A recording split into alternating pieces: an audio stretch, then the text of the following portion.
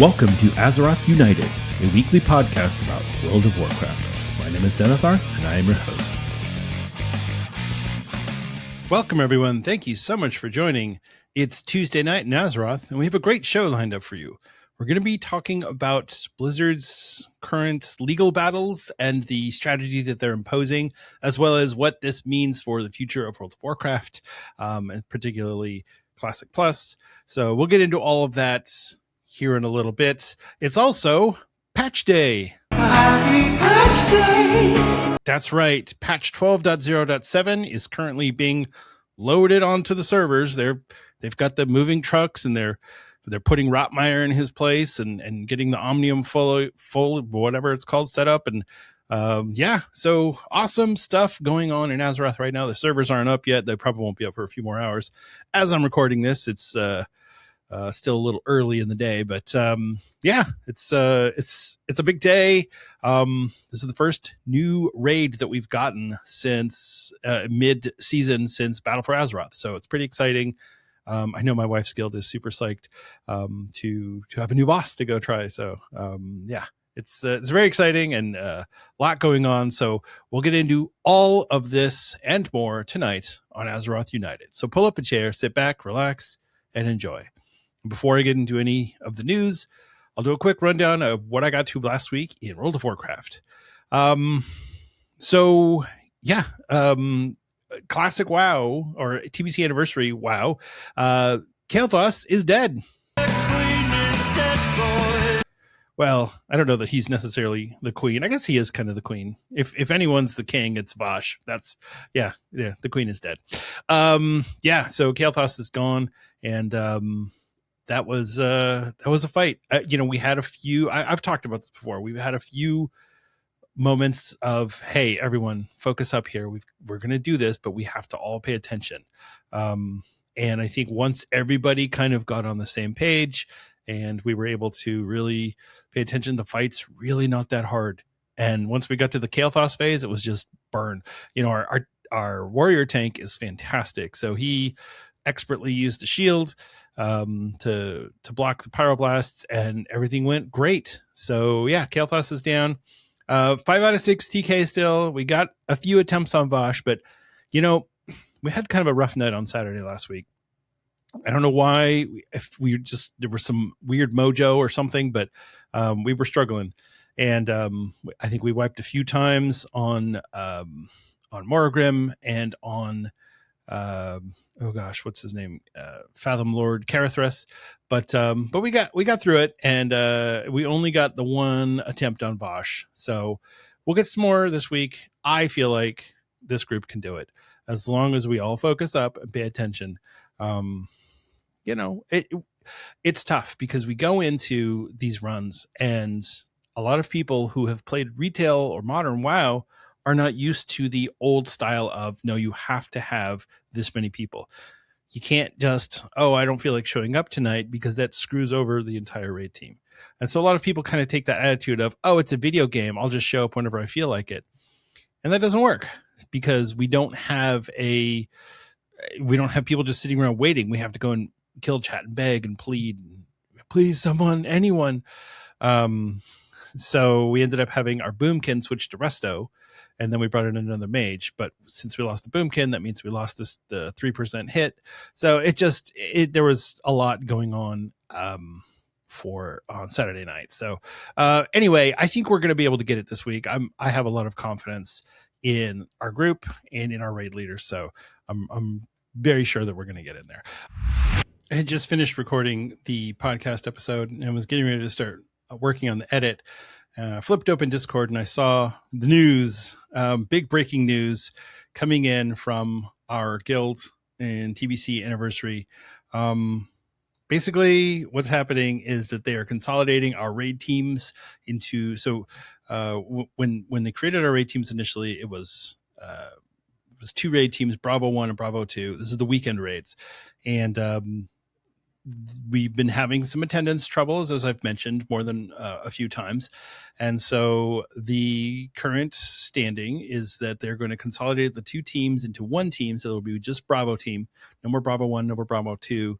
And So yeah, basically half the raid is getting either moved to Tuesday, Wednesday raid teams, or they're going to go to the bench. And so yeah, that's this is not the news that I was expecting anytime soon, but here we go. But yeah, so that's going to be weird. So next, I guess this weekend, this Friday is going to be the new the new consolidated raid team. And so I will report back next week on how that goes. I am on the roster, so I did see my name on there, Cenarian, the hunter. But yeah, it's pretty wild. Like I said, I wasn't expecting it, and yeah, there we go. So yeah, I felt the need to report back on that, though, because or to bring that up here, because it is a pretty big deal. And yeah, there you go. So back to the previously recorded podcast episode. As far as my alts go, so I resurrected the prop paladin, not resurrected, but I started playing him again. And what I've decided I'm going to do is I'm just going to go whoever has maxed rest XP. All right, you're the one this week is you. So I took the paladin through, got him to 63. I did oh my gosh.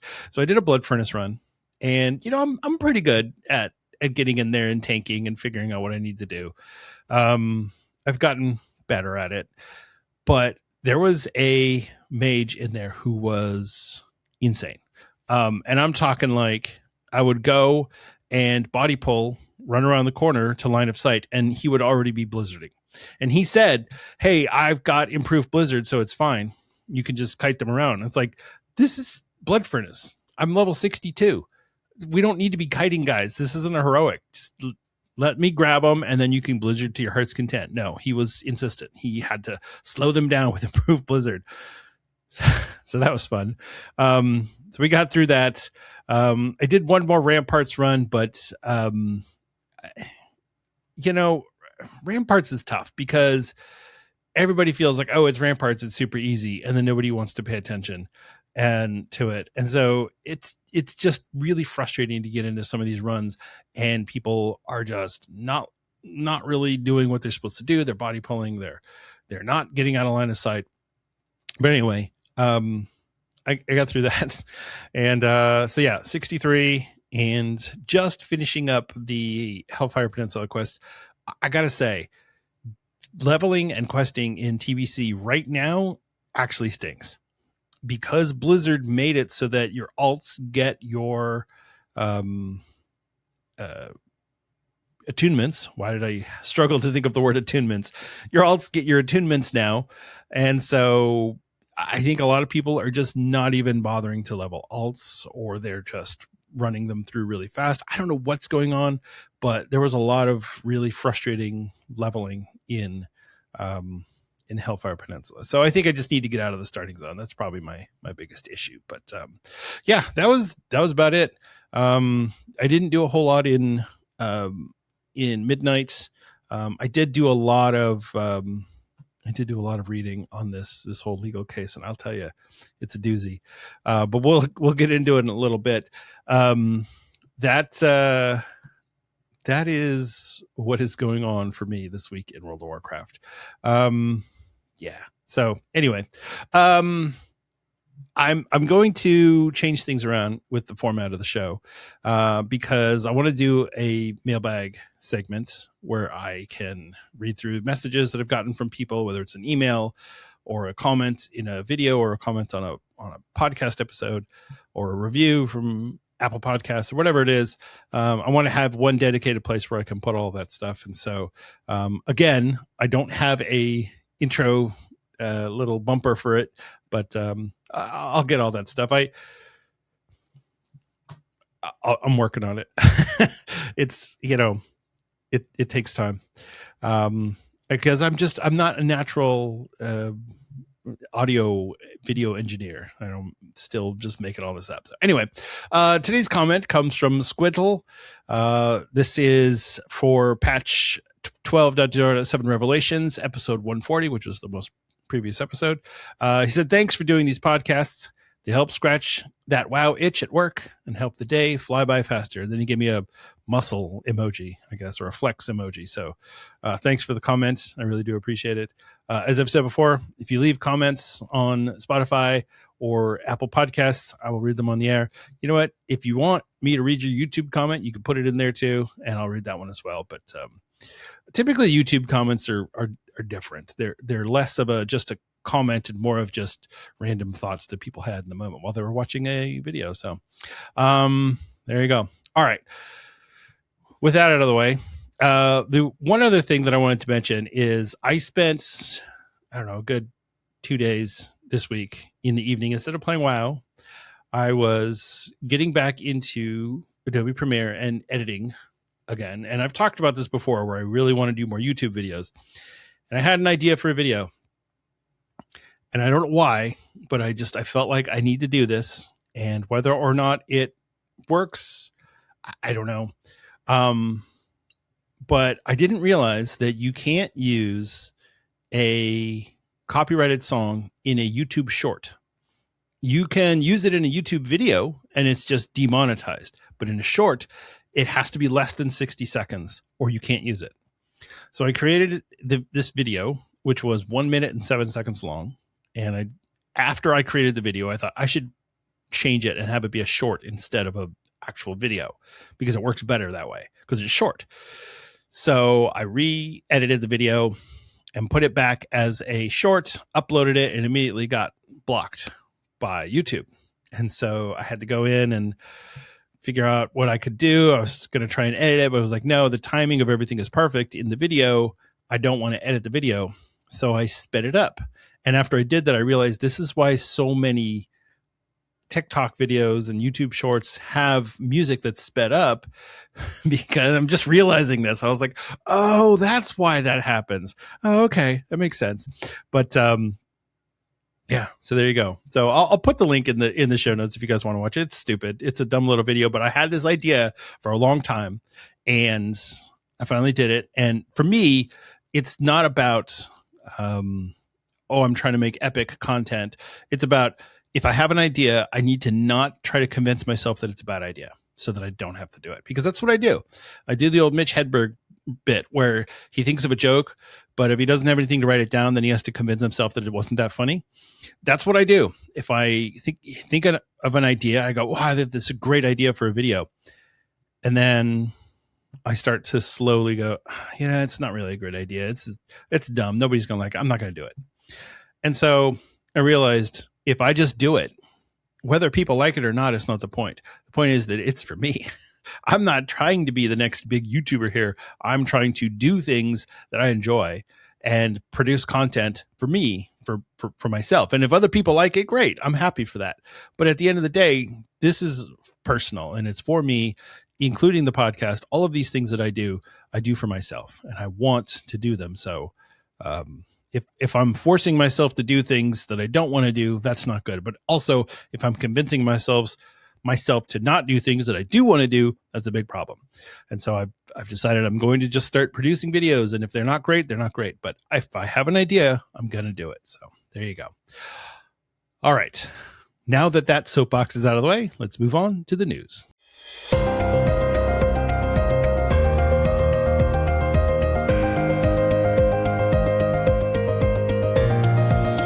It's time for the news. In Blizzard news, there's quite a few items on the list today.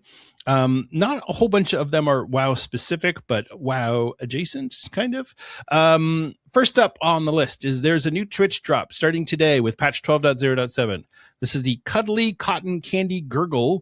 It's a housing decor item, and you can earn it by watching 4 hours of eligible World of Warcraft content on Twitch from June 16th, which is today, as I'm recording this, through July 14th at 10 a.m. Pacific time. So any World of Warcraft content that you watch that is drops eligible, 4 hours, and you will get your housing decor item. Now, I don't know how it works if you want to get more of them, but at least you'll be able to get the one. And it's a plushie, so I don't know. Maybe unless you have a plushie room, you probably only need the one. But if you don't know how to attach your Battle.net and your Twitch accounts. I've talked about this before, but not everybody's done it. And sometimes people go, well, what do I do? There is a help article that Blizzard has produced. It is actually very helpful. I will put it in the show notes. If you're really curious about this, 4 hours of World of Warcraft is not hard. You can put it on your second monitor and play WoW while you've got that going. You can even mute the tab if you want to in Chrome or Edge or whatever you use, so that you don't have to listen to it. You could just go on there. And I always tell people, and you don't have to do this, but I would suggest it, watch a small streamer.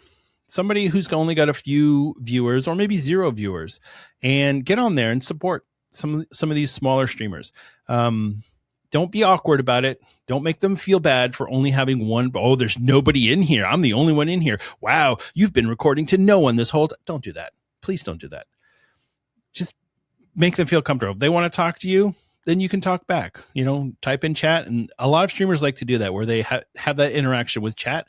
It works really well. Some streamers struggle because they want to stream and they want to get in there, but they're shy or they're uncomfortable still in how that back and forth goes. It doesn't come naturally to everyone. And so, if you get on there and you watch a streamer, try and make them feel good about what they're doing. And I feel like that's important.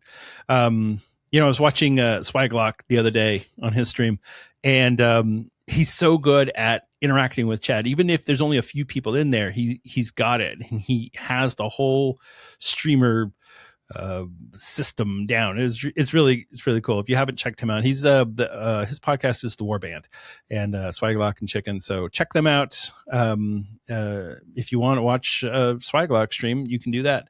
I don't know when he streams, but he's on there pretty often. So anyway, that's all good. So yeah, the new Twitch drop, the Cuddly Cotton Candy Grrgle plushie for your house. Speaking of cute things that you can get that are World of Warcraft related, Blizzard has released new Youtooz and Funko Pop figures. When I saw Youtooz, I was like, wait a minute, what is this? What are we doing? This is 2020. I mean, what is this? But yeah, there are new Youtooz and Funko Pop figures. There's the Grrgle Funko Pop, which is the Murloc version of Thrall or Goel. There's the Finduin Funko Pop, which is the Murloc version of Anduin, and Mercastraza, which is the Murloc version of Alexstrasza. Those are all $18, and you can order those. You can also get the Thrall Youtooz for $30, the Alexstrasza Youtooz for $33, and the Nozdormu Youtooz for $33. Interestingly enough, while Nozdormu is in dragon form, Alexstrasza is in her visage form because, it's Alexstrasza. So good job, Blizzard, I guess. I don't know. Way to go marketing. But yeah, if you want to get those for your collection, like I said, I have different figurines that I have throughout the house. I've got Gandalf and Illidan on my shelf. If you are watching the video, you can see those. I don't know, it's kind of dark, so you might not be able to see them very well, but yeah, I mean, it's I'm not above getting some toys. I was just surprised to see Youtooz on there, but there you go. That's available for you now. I'll put the link to that in the show notes as well. This was an interesting one because I don't have so NVIDIA graphics card driver hotfix addresses instability in World of Warcraft. I don't have an NVIDIA card. I have a AMD Radeon. So I was not aware that this was an issue going on. What it says is, although unspecified as to exactly what those improvements are, users report that this has helped fix freeze and crash issues for older graphics cards using DirectX 12. As a hotfix, GeForce Hotfix Display Driver version 610.52 is applied on top of the normal GeForce Game Ready Driver version 610.47, found on the NVIDIA app. The users can download an automated installer from their website. See, here's the thing. I hate the whole video card driver drama. So like I said, I have a Radeon card, and it's not fun trying to update that thing. You got to launch the app. It goes through this whole thing. Every time I open up the app wants to update first. So I got to update the app. Then it goes and it scans for drivers. And then it goes, oh, you have a new driver available. And then I try and run it. And first it fails. And then I run it again. And then it runs successfully. It's just Why is this so hard to update the freaking drivers on your computer? I remember back in the old days, it wasn't this hard. So obviously things have changed and graphics cards are way more complex now, but still it's a little frustrating. But if you have an NVIDIA card, specifically an older one, you might want to check this out.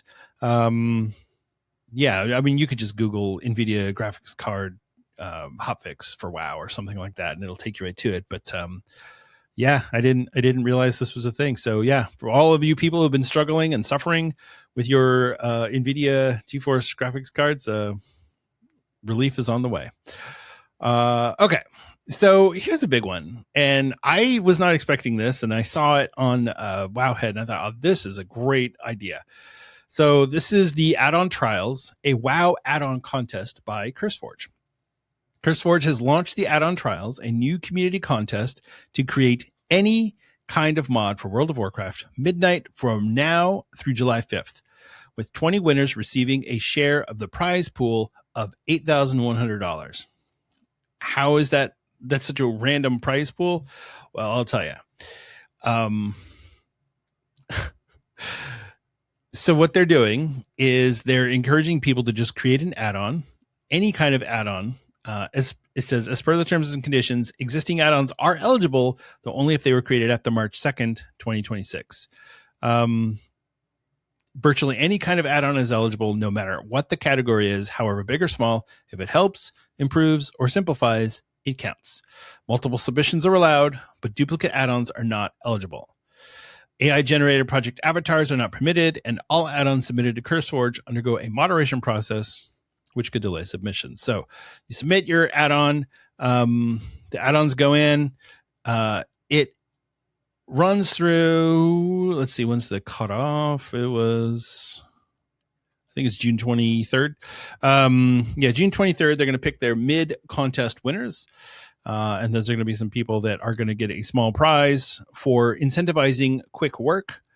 And then they're going to get their final submission close will be July 5th. So June 23rd is the mid-contest winners, and then July 5th is when the contest closes. The community voting will take place from July 9th through July 13th after the CurseForge have had time to go through all the add-ons and make sure they're all good and nothing problematic. And then the winners will get their prizes. It says the panel of CurseForge appointed judges will choose their top 10 add-ons based on 3 equally weighted criteria: originality, which is creativity, novelty, uniqueness of the add-on. Number 2, user experience, usability, functionality, and overall player value of the add-on. And finally, design, visual presentation, interface quality, and overall appeal of the add-on. So yeah, I think it's pretty cool. And the way that this breaks out is the 10th through 4th place winners will get $300 each. Third place will get $1,000. Second place will get $1,500, and first place will get $2,500. It's not bad for a creating an add-on for World of Warcraft, which a lot of people do for free anyway. So if you have ever been curious about trying to do an add-on, maybe now's the time. Push your skills to the test and see what you can do. I've always wanted to build a WoW add-on, but I decided a long time ago that I wasn't going to do coding because I work in computers and I do a lot of scripting for my work. And scripting is annoying enough, but to have to write code just does not sound appealing to me. So, there you go. But please get in there and submit your add-ons to CurseForge. I will put the link to the contest in the show notes if you want that, or you can just check it out on Wowhead or go to the CurseForge website. I'm sure there will be something there as well. So it's pretty cool. I think, there was a lot of concern with CurseForge when they got bought by Overwolf, but it seems like Overwolf has done a pretty good job of catering to the WoW community. And I'm sure they're making plenty of money on the CurseForge add-on and the app, especially considering that they're offering over $8,000 in prizes. That's got to be something. So there you go. Check that out. CurseForge add-on contest. So, all right. There's one thing that I wanted to mention for Classic Wow. And that is the Season of Discovery XP changes. If you haven't heard about this, what Blizzard is doing is they're allowing players on Season of Discovery. And remember, Season of Discovery effectively closed in May of 2025. The servers were done. Everything was done. Nobody was playing the game anymore because Blizzard said, we're not going to develop this anymore, because they were, without saying it, they're developing Classic Plus or something for the future of Classic. But the servers are still there. They still exist in their, it's like Season of Discovery era, essentially. So players are going to be able to disable and re-enable XP gains by speaking with Grendag, Brightbeard, and Ironforge, it's the same guy, Grendag, Brightbeard, and Ironforge in the Forlorn Cavern, or in the Valley of Strength in Orgrimmar. So, if you want to turn off your XP, and the reason for this is because the leveling raids were actually the best part for a lot of people, I should say, were the best part of Season of Discovery. They loved the leveling raids. They want to be able to do them at level. So you level up an alt and you get to level 25 and you go run Black Fathom Deeps. But as soon as you get to 26, 27, 28, it loses the challenge. It loses the appeal. So people wanted to be able to freeze their XP at a certain level so that they can just run those raids. So whether it's 25 for Black Fathom Deeps or 40 for Nomergon or 50 for Sunken Temple, either way, they want to be able to do that. So I think it's a 1 gold charge, which is not a big deal. Season of Discovery is pretty easy to make gold. So yeah, I think it's really cool. And there are quite a few streamers at least on the EU side, that are starting up brand new guilds that are doing speed leveling in Season of Discovery.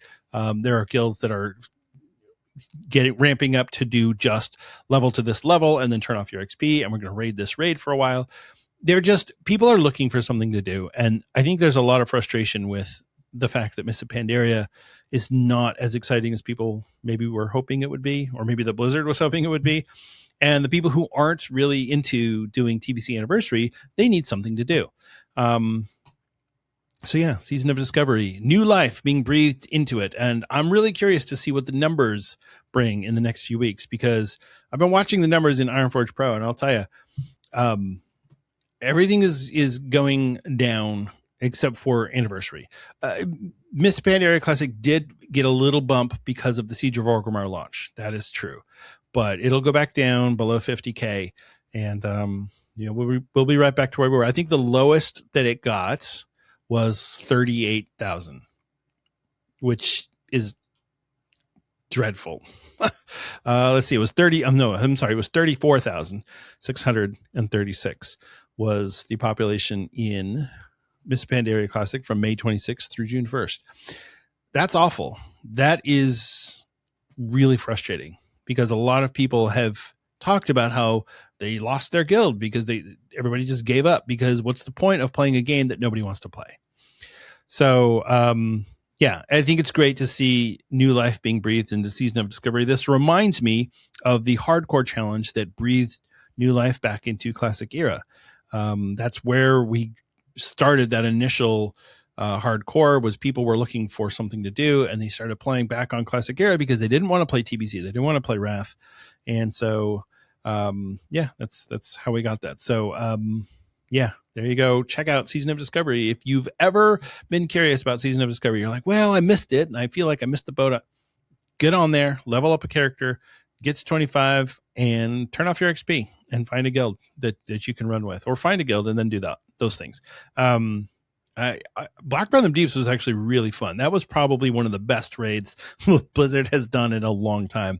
It was really, really well done. So check that out. All right, let's talk about what's going on this week in World of Warcraft.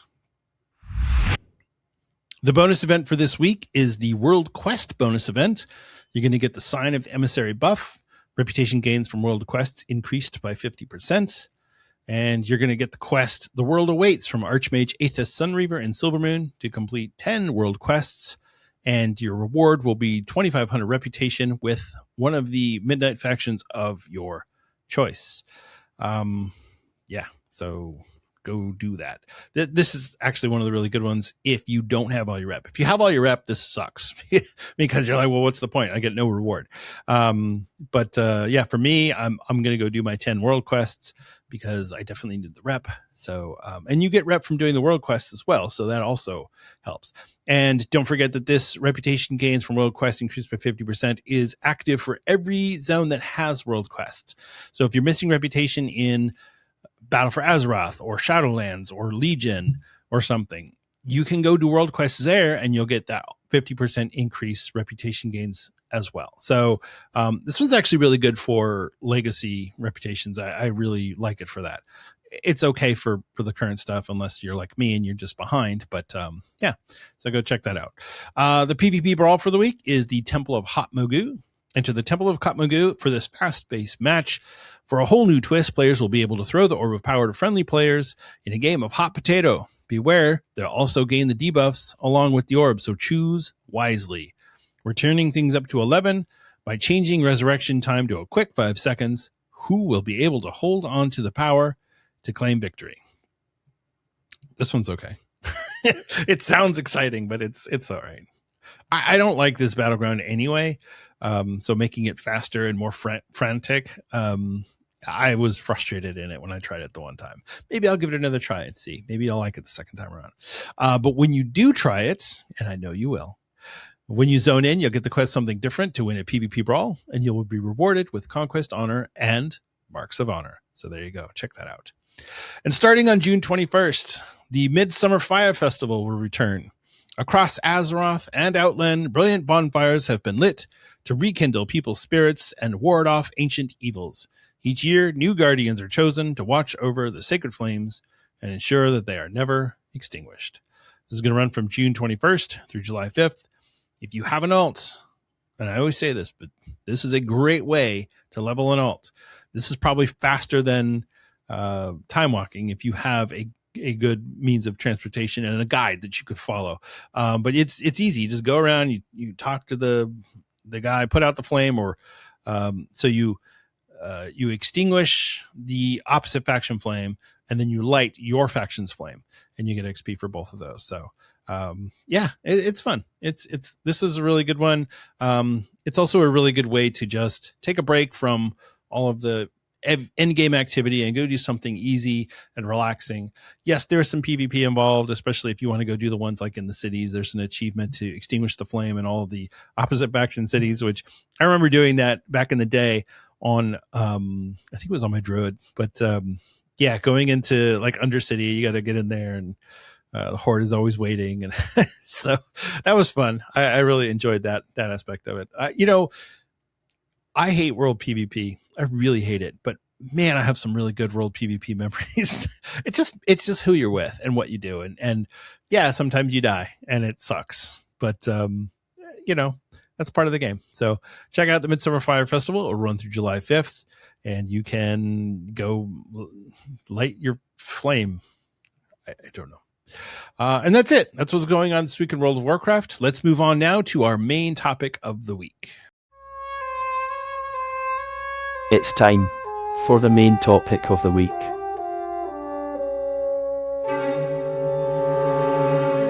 Okay, so I wasn't sure. I tossed it back and forth whether or not I wanted to cover this particular topic, and I felt like it's big enough and important enough that it's worth talking about. So throughout this conversation, I'm going to use certain words to refer to things like private servers. And don't misunderstand, they are illegal servers, but it's easier to just pick one term and go with it. So I'm going to go with private servers. I'm also going to go through this legal document that Blizzard submitted, this complaint, not line by line, but I am going to talk about some of the highlights and some of the things that are just kind of mind-blowing for me. So yeah, and there will be a few names that are tossed around here, and I know some YouTubers have been really shy about naming the names that are already named in a legal document. It's not like this is a secret. And we're not victim shaming here or anything like that. These people are not victims. And while this is a complaint and none of this is proven in a court of law. There's a lot of things that, from just the common sense, you look at it and you go, yeah, that makes sense. Okay, that seems right. So let's talk about Blizzard versus Project Ascension. If you're unfamiliar with Project Ascension, it is one of the largest WoW private servers, and not just their one main server, which I believe is called Bronzebeard, but they have several other servers that they maintain. There was a lot of talk about Project Epoch a while back, and people got all excited about that. When Blizzard served a cease and desist to the people who were running Project Epoch, they bounced, and Project Ascension picked it up. There was some shuffling about there, but anyway, it's part of Project Ascension now, because Project Ascension is not just a private server; it is a kind of an umbrella over private servers. So, but Project Ascension itself and their main server, it's not like regular private servers that you just recreate a specific expansion of WoW, like a Wrath private server, where it's very heavily customized. There's classless characters, you have custom progression systems, there's unique game modes that you can play in there. They've really heavily modded the WoW clients and created basically their own game with Blizzard assets and the Blizzard WoW client. And that's really where this is coming from. So they did an enormous amount of original content on top of Blizzard's framework. So that's really what the thrust of this is coming down to. So June 2026, I believe it was June 10th, Blizzard filed a lawsuit against Project Ascension and several individuals associated with the project. According to the complaint, Blizzard alleges that Project Ascension isn't simply a fan project or hobby server, but rather a large-scale commercial operation built around Blizzard's intellectual property. So, the first question on the list: who is being sued? The lawsuit names Derek Powell and Brian Mannion as the primary operators of Project Ascension. Now, one of these guys' online name is Dutch. I'm not sure who it is or which one it is. I believe it's Derek Powell, but we don't know. Again, this is all in a complaint that was filed by Blizzard. None of it is confirmed for fact. So, according to Blizzard, these two individuals oversee the development, business operations, marketing, staffing, finances, and overall management of the project. Blizzard further alleges that the operation has generated millions of dollars in revenue. Millions of dollars. We're not talking 35 grand in donations that they've received. Millions of dollars. Now, again, Blizzard is alleging this. It is not proven as fact, but it is definitely alleged. The complaint also names several developers, content creators, community managers, and support personnel associated with Project Ascension. Blizzard argues that these individuals actively participated in developing, supporting, and promoting the server. If you ever saw one of those Project Ascension YouTube ads, first of all, I hate YouTube ads. I actually have YouTube Premium because I don't want to use an ad blocker to block out the ads, and I hate the ads. I also use YouTube Music for a lot of stuff, so it helps with that. Anyway, that's not the point. There's some really annoying Project Ascension ads that were floating around a couple of years ago. I believe that they have stopped for the most part, but yeah, it's weird seeing an ad for something that looks like a generic fantasy game, but it's using WoW assets, Blizzard assets and models and all of these things. So, all right, let's talk about jurisdiction now. Here's the biggest thing. Now, if you remember from Turtle WoW, there was a lot of discussion about whether Blizzard had any legal authority to deal with Turtle WoW, because most of them were based in Eastern Europe, Russia, basically places that are outside the reach of the United States legal system. But a detail here that makes it noteworthy is where the Project Ascension people allegedly live. According to Blizzard's complaints, the primary operators of Project Ascension reside in Tennessee and Ohio. That's not in Eastern Europe. That's not in Russia. While several developers, community managers, and staff members are located throughout the United States, including Texas, California, and Arizona. They're all in the States. It might sound like a minor detail, but from a legal perspective, it is huge. Historically, most private servers operate from countries where Blizzard has challenges enforcing their judgments, like Turtle WoW.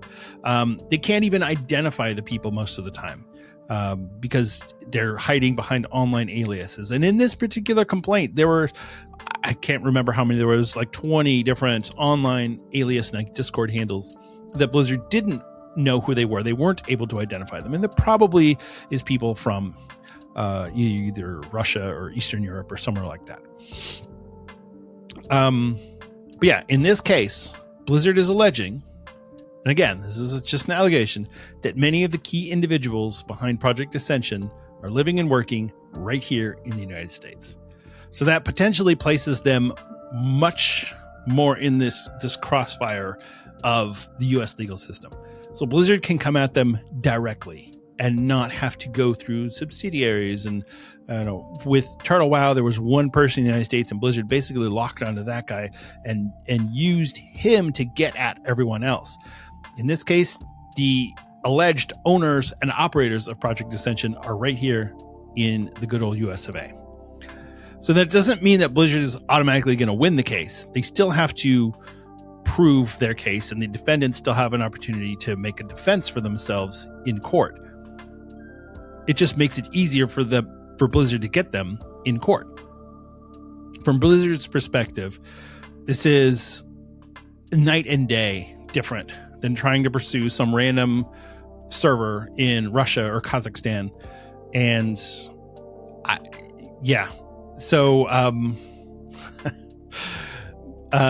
Blizzard is alleging that they know who these individuals are, where they live, what roles they performed, and how they allegedly participated in the operation of Project Ascension. So this is all alleged, but it's all in this legal brief. One of the other really interesting things about this is the money that's involved here. Project Ascension has long described itself as free to play, but Blizzard is arguing that the project operates as a for-profit business through the sale of donation points.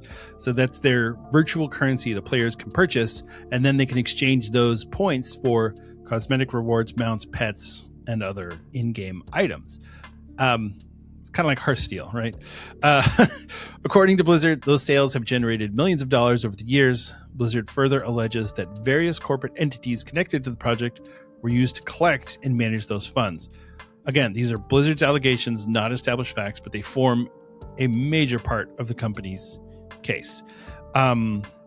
There's even conversation about one of the shell corporations that they've used, which there are at least 3 different ones.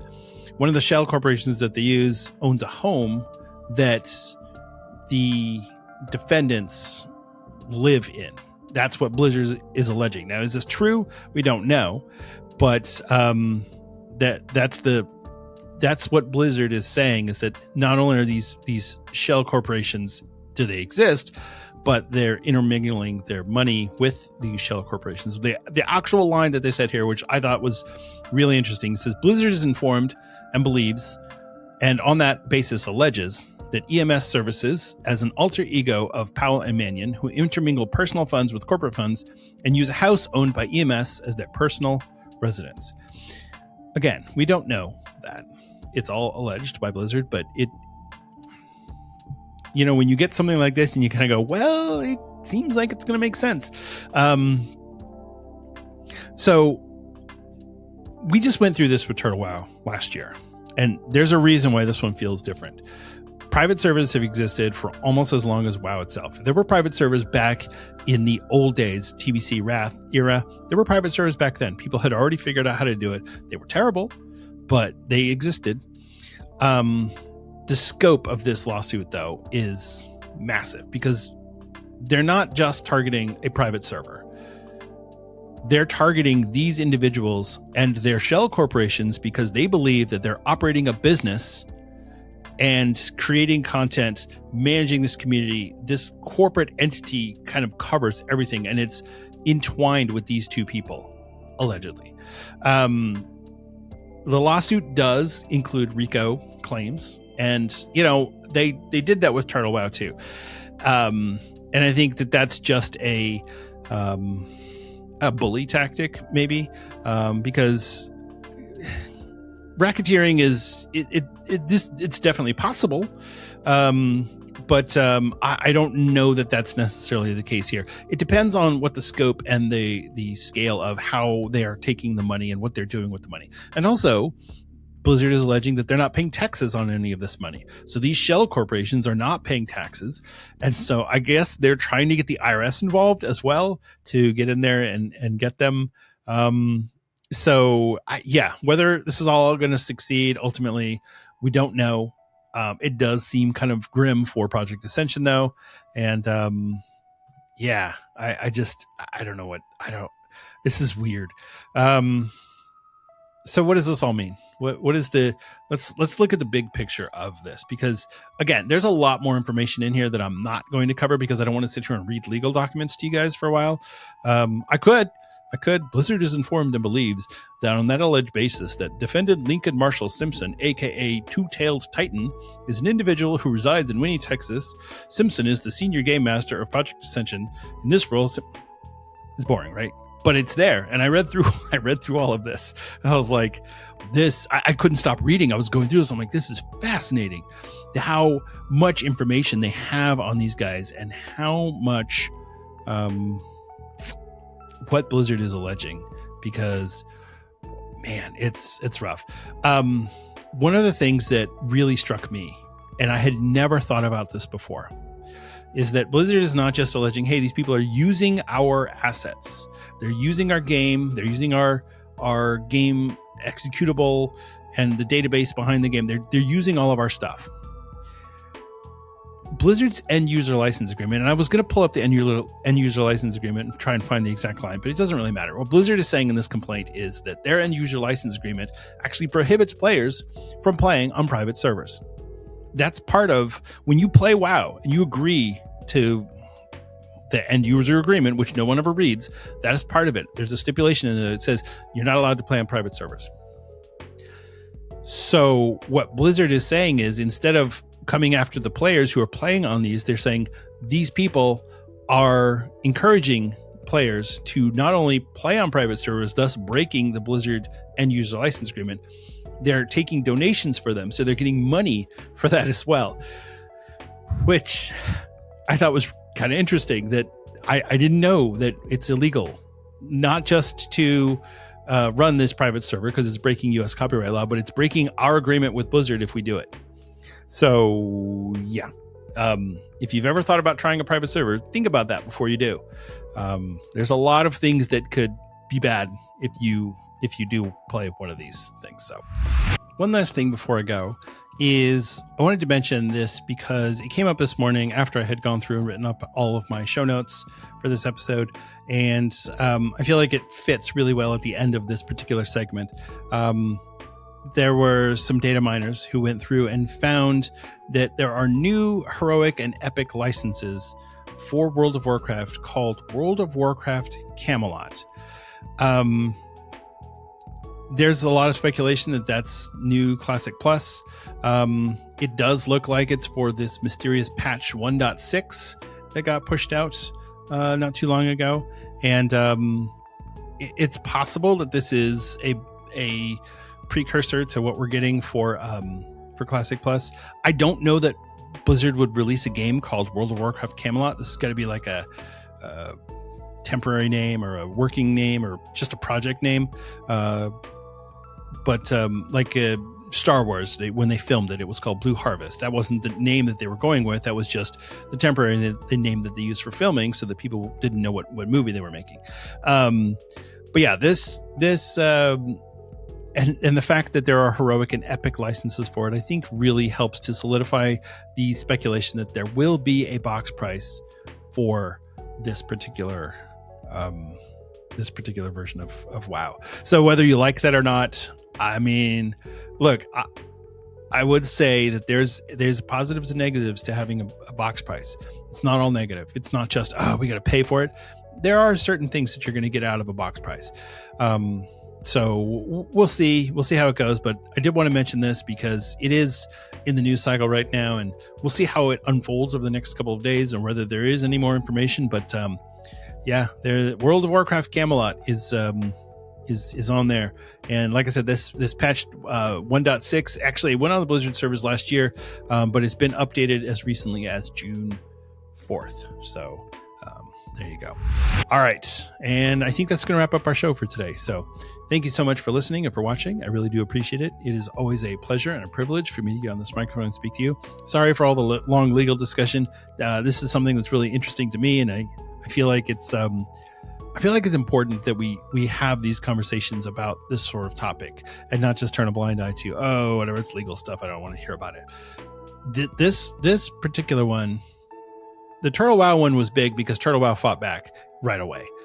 This one is big because these people are all in the United States and they're probably all freaking out right now. So, it's I felt like it was an important topic and something that was worth bringing up. But, maybe you don't want to hear about it. And if that's the case, I apologize. A little bit shorter of an episode this week, but we're going to get back on the bandwagon. I'm sure there's going to be plenty of discussion about patch 12.0.7 next week as we go through and figure out what all the bugs are that are going to get released. Although apparently there was a lot of bug fixing going on over the last few days. So who knows what state it's going to launch in. We will see. Probably by the time you listen to this, the servers will be up and you'll know, but I don't, so because they're not. But anyway, thank you again for listening and for watching. It's really special to me to be able to do this podcast. And like I said, I'm starting to make more YouTube videos, and I'll put them, what I'm doing is I'm releasing them on my, so I have a channel that's Denethar, YouTube channel, and then I have the Azeroth United pod where I put the podcast episodes on YouTube. I just kept them separate. It's easier that way, but I am doing collaboration between the two so that you should get a notification if you are subscribed to the Azeroth United pod YouTube channel. Then you'll get a notification when I put out a video or whatever, and you don't have to watch my videos. It's fine. And like I said, they're nothing special. It's just I'm making stupid World of Warcraft videos for fun because I enjoy doing it. So there you go. But I have a podcast and a platform where I can talk about that, so I'm going to, and if nobody likes them, that's okay. Anyway, if you are enjoying the show, if you're enjoying the podcast and you want to help us out, you could consider leaving a 5-star rating and review on Apple Podcasts or Spotify. Those really help out with the distribution, and if you're inclined to do so, I'd be very grateful. As I said earlier, if you leave a comment or a review, I will read them on the air. In the new mailbag segment that I have not come up with a bumper for yet. If you're watching us on YouTube, you can help us out by giving us a like and a subscribe, and you can leave a comment there as well. And depending on the comment, I will use my judgment, but I might read those as well. So I'd also like to take a moment to thank our patrons. These are people who give their IRL money to help out with the production costs of the show. We have different tier memberships, from a free tier to our standard tier, and then our top tier, which is friend of the show. And I want to thank our friend of the show patrons. That's Stuglife, Theliel, Greybeard, Raven, Azarin, Agro Management, and Luch. Thank you all so much. And thank you to all of our patrons. You all definitely help make Azeroth United possible. And that's it. Thank you so much for listening. And remember to be good to each other out there. It's a real person on the other side of that keyboard, and it doesn't take a lot for you to be nice, even if you're fighting over the Midsummer Fire Festival and you're killing the Alliance or you're killing the Horde. It's okay. It's fun. It's all a game, and you can just laugh and smile and say, hey, good game, buddy.